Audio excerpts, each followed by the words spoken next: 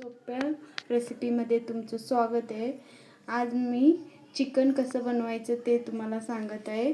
मला कमेंटमध्ये कोणीतरी सांगितलं होतं की तुम्ही पारंपरिक पद्धतीने ना चिकन बनवलेले आहे. मी शॉर्टमध्ये दाखवले होते ते, त्याच्यामुळं आता मला कमेंटमध्ये सांगितले आहे म्हणून मी हे चिकन तुम्हाला पूर्ण मी कशा प्रकारे बनवले ते तुम्हाला दाखवते. आता हे चिकन घेतलेले आहे मी इथं अर्धा किलोचे. त्याच्यात मीठ टाकते इथं मी. इथं थोडंसं हे हळद टाकून घ्यायचं. छान असं हाताने मिक्स करून घ्यायचं. ह्याला असं हळद आणि मीठ लावल्याने चिकन असं मुरते ह्याच्यात. ह्याला मी पहिल्यांदा स्वच्छ 2-3 पाण्याने धुतले आहे इथं आणि ह्यानं मीठ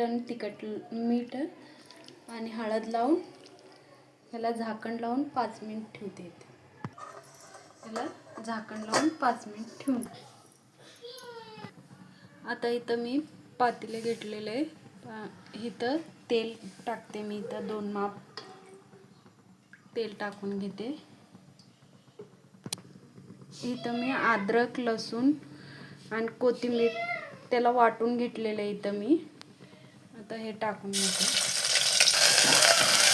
छान लाल असं परतून घ्यायचं. आता इथं एक चिकन आपण मुरायला ठेवलं होतं ते आता मिक्स करून घेऊ. छान असं मिक्स करून घ्यायचं.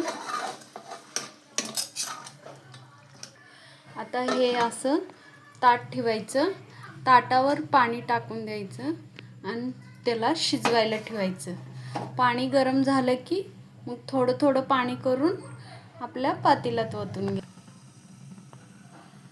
असं पाणी असं ठेवल्याने ना खालचं चिकन आपलं चांगलं मऊसूत शिजते. म्हणून ह्याला वर पाणी टाकून ताटात पाणी टाकून शिजवायला ठेवायचं. बघा आता हे वरचं पाणी गरम झालेलं आहे. खाली पण पाणी सुटलेलं आहे त्याच्यात चिकनमध्ये. मग हे थोडं थोडं करून पाणी टाकून द्यायचं. मग असं हे सूप आपलं तयार होते. आता परत ह्याच्यात पाणी टाकून शिजवायला ठेवायचं. आता हे राहिलेलं पाणी पण ह्याच्यात टाकून घ्यायचं. झालं आपला सूप तयार झालेलं आहे. हे अशा पद्धतीने सूप तयार झालेलं आहे. हे आता वाटीत काढून घ्यायचं. इथं खोबरं भाजून घ्यायचं. थोडं लालसर करून घ्यायचं ह्याला.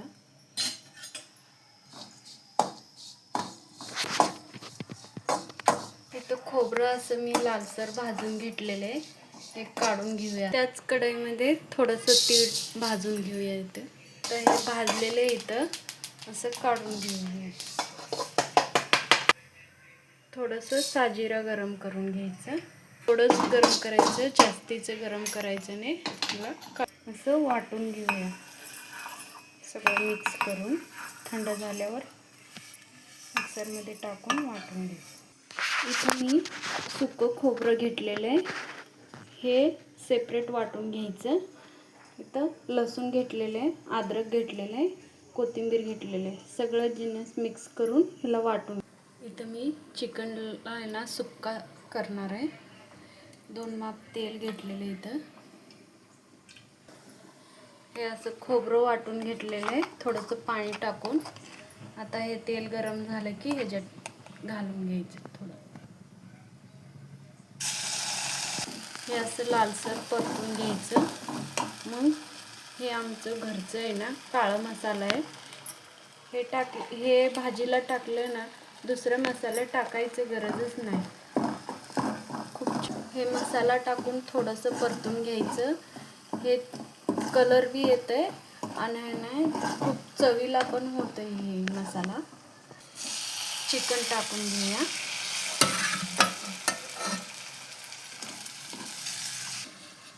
बघू शकता इथं आपलं हे सुक्का चिकन तयार झालेलं आहे. ह्याला आता काढून घेऊया. इथं पातेलं गरम करायला ठेवलेलं आहे मी. इथं 4 माप तेल घेते. तेल गरम झालेलं आहे. आता हे वाटण टाकून घ्यायचं. इथं मी सुकं खोबरं भाजून वाटून घेतलेलं होतं ते आता ह्याच्यात टाकून घ्या.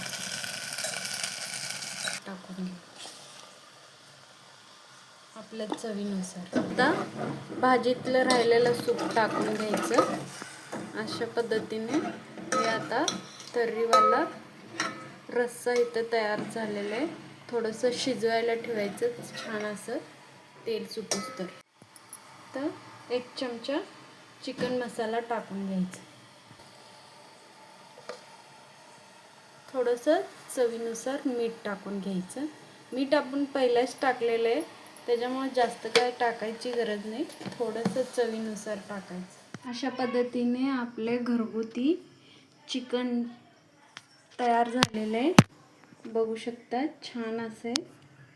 इथे रस्सा केलेले आहे मी. इथं सूप तयार केलेले आहे. सुक्का आहे. अशा पद्धतीने मी घरगुती रेसिपी तुम्हाला दाखवत असते. सोप्या पद्धतीने दाखवते. जर व्हिडिओ आवडली तर लाईक करा, शेअर करा, सबस्क्राईब करा.